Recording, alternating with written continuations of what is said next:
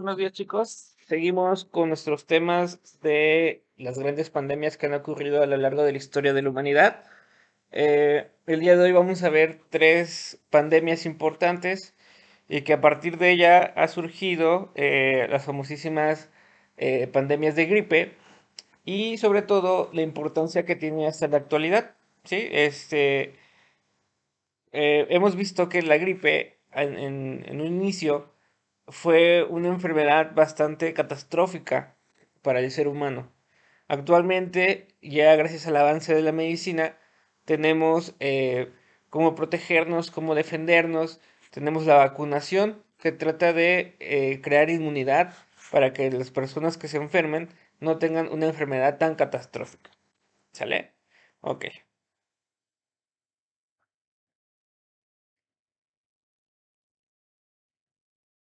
ok. Entonces, empezamos.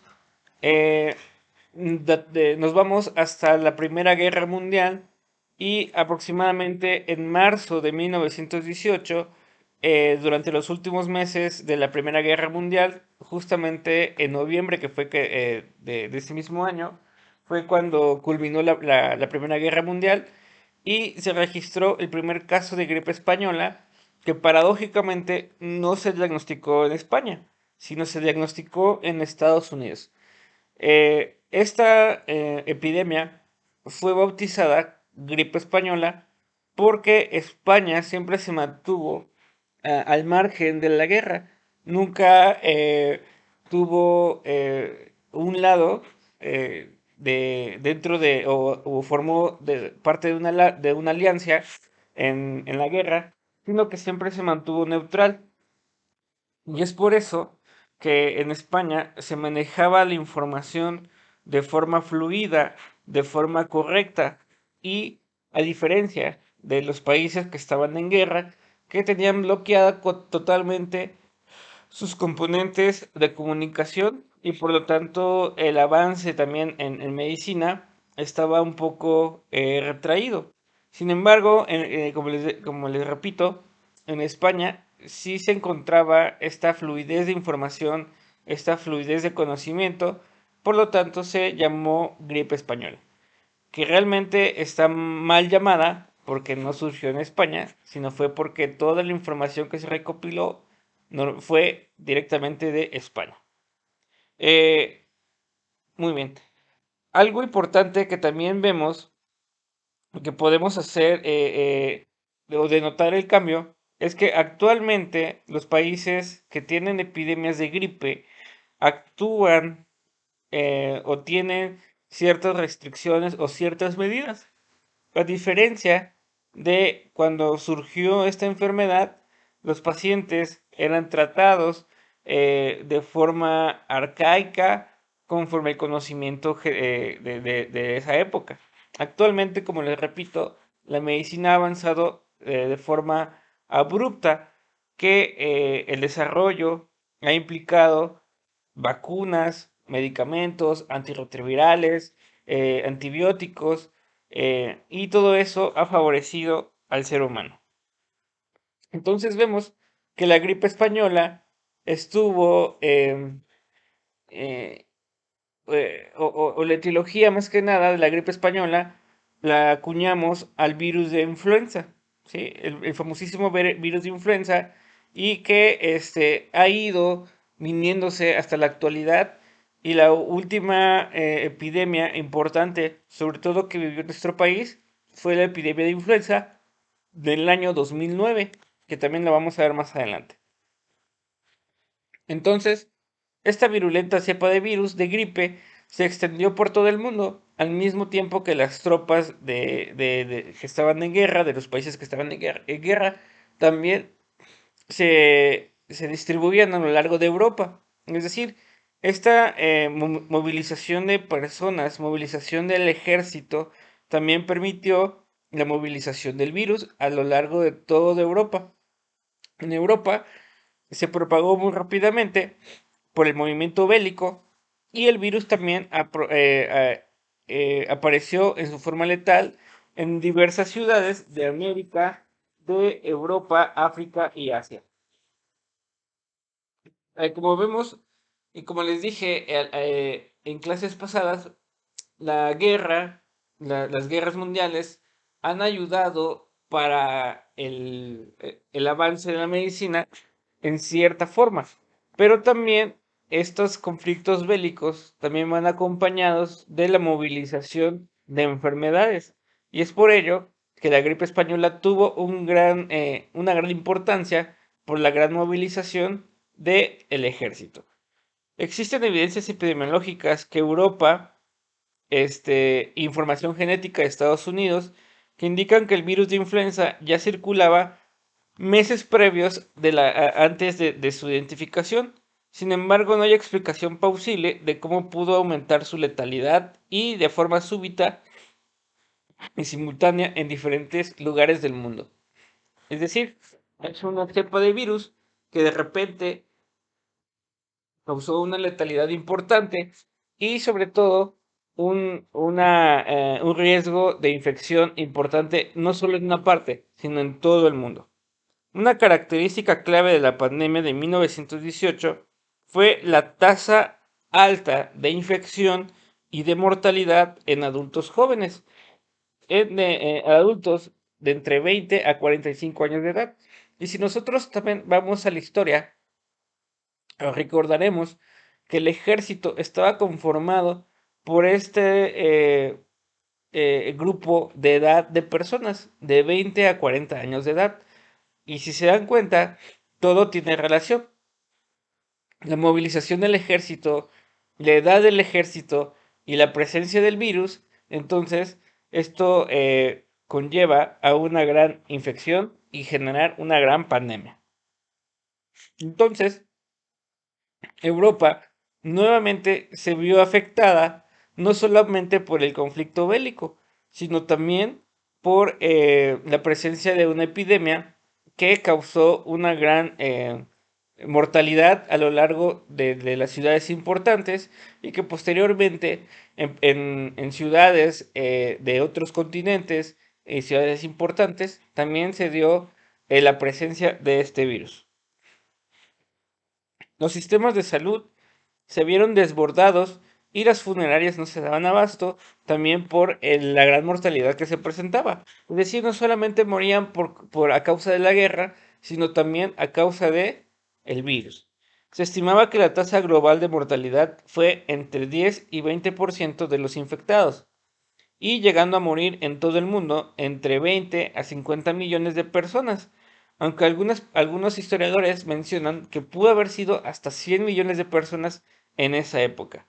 Entonces, la mortalidad, inclusive la llegan a mencionar que murieron más por la gripe que a causa de la guerra.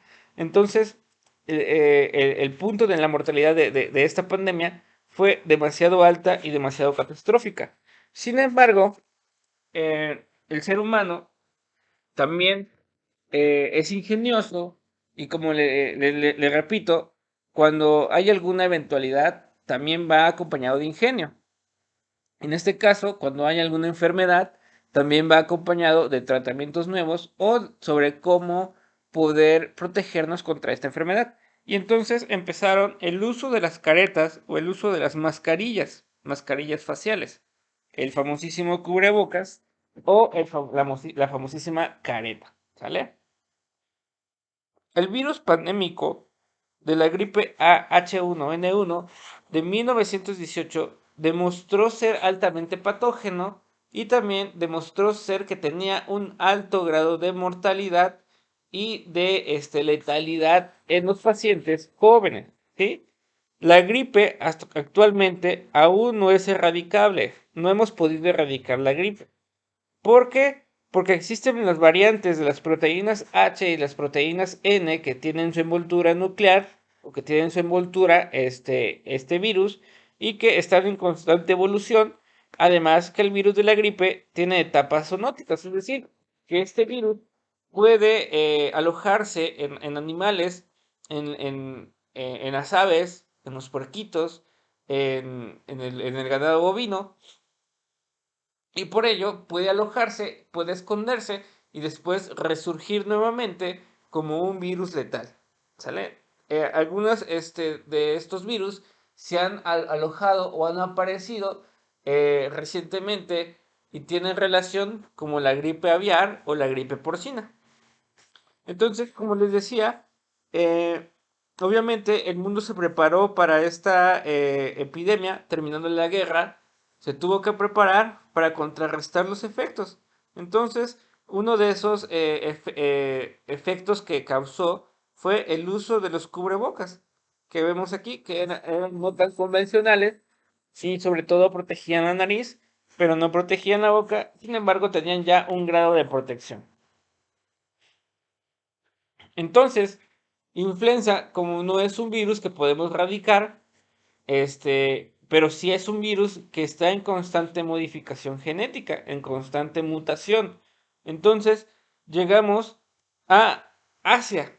De repente Asia, que empieza a crecer después de la guerra, empieza a tener mayor conglomeración de personas y a ser una de las partes del mundo más habitadas.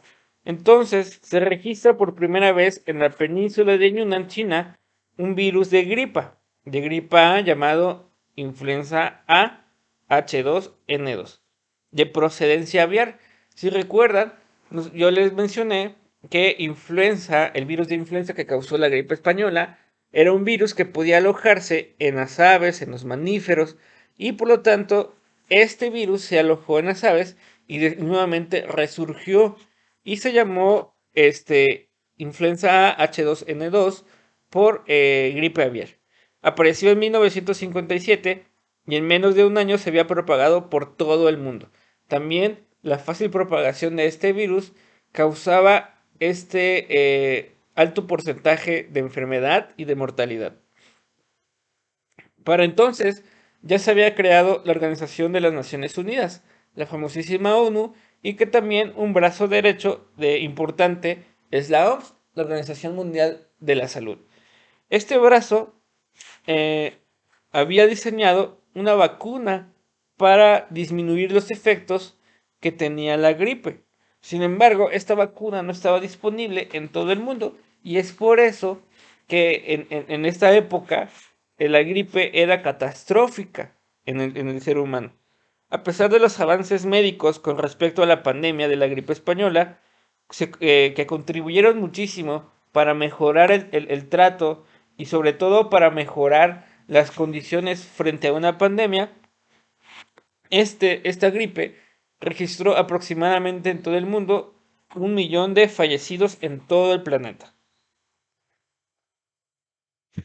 Y entonces viene los actos revolucionarios, los actos que han cambiado de forma importante, y no solo actualmente por el proceso de la pandemia que vivimos por SARS-CoV-2, han causado esto que vemos acá, el uso de cubrebocas, el uso o el cuidado en la atención humana, sino que ya viene de tiempo muy atrás.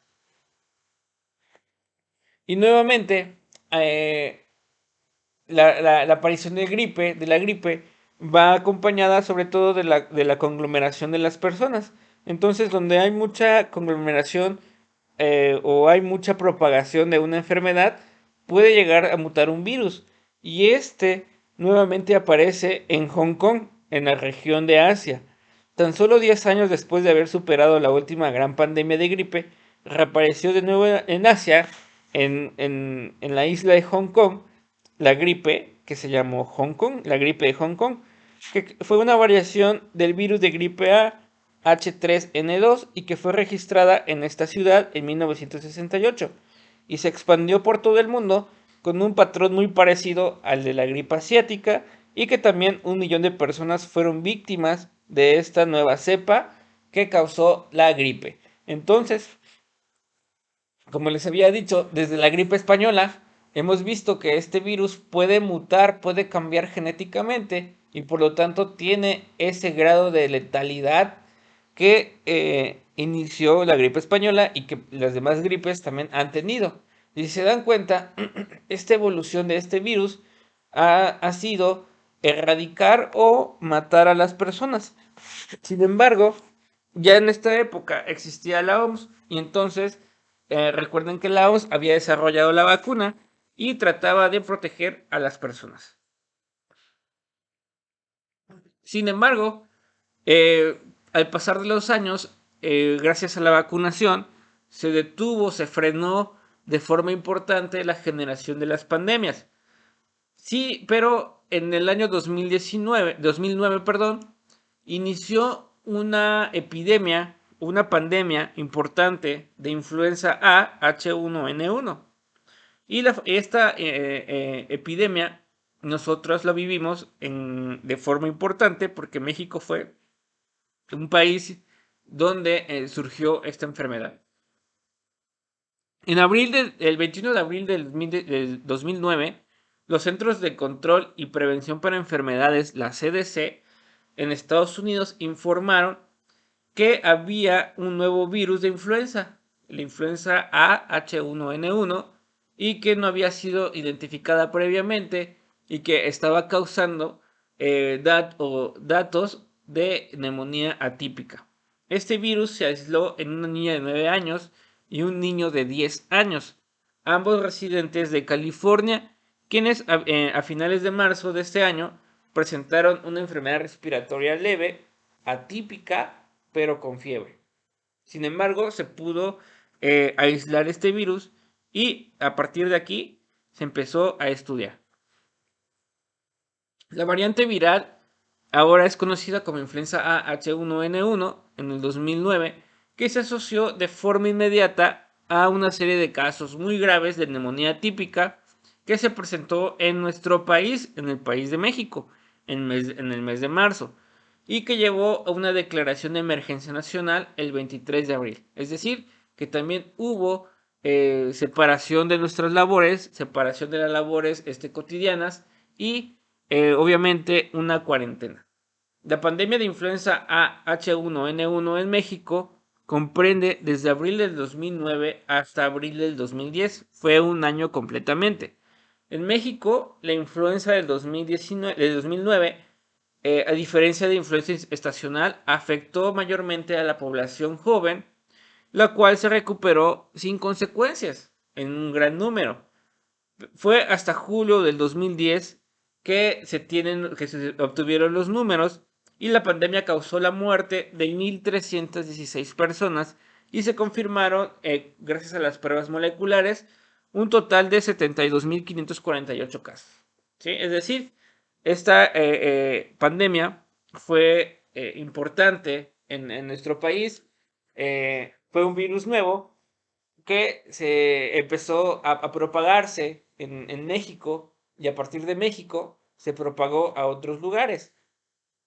Sin embargo, sí causaba bastante morbilidad, es decir, bastantes daños de la enfermedad, pero afortunadamente la mortalidad no era tan alta, ¿sí? Y la mayoría de las personas se recuperaron sin ninguna consecuencia.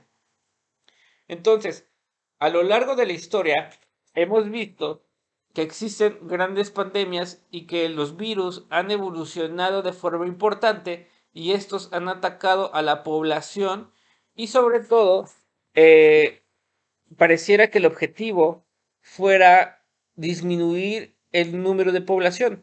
Porque si se dan cuenta, las grandes epidemias, las grandes pandemias, como la gripe, aparecen donde hay una gran conglomeración de seres humanos. ¿Sí? Es decir, el ser humano lleva consigo a múltiples enfermedades. Y fue lo mismo lo que pasó en la viruela, que cuando España empezó a conquistar a América, entonces trajeron consigo enfermedades nuevas y esas enfermedades favorecieron la conquista de España, la conquista del Nuevo Mundo, ¿sí? Entonces, la movilización de seres humanos, la conglomeración de civilización, la conglomeración de personas, también va de la mano con la formación de nuevas enfermedades, la mutación de nuevos virus o la modificación de bacterias. Entonces, como vimos también desde la primera pandemia de la enfermedad de Justiniano, hemos visto que también surgen de repente nuevas bacterias súper poderosas y que de repente pueden aniquilar a toda la raza humana y posteriormente desaparecer. Entonces, La pandemia que vivimos actualmente de SARS-CoV-2 no es algo nuevo, sino es algo que ha sucedido a lo largo de la historia de la humanidad, pero que conforme va pasando esa historia, nosotros como seres humanos hemos aprendido, ¿sí? Hemos aprendido cómo manejar, cómo tratar y cómo defendernos.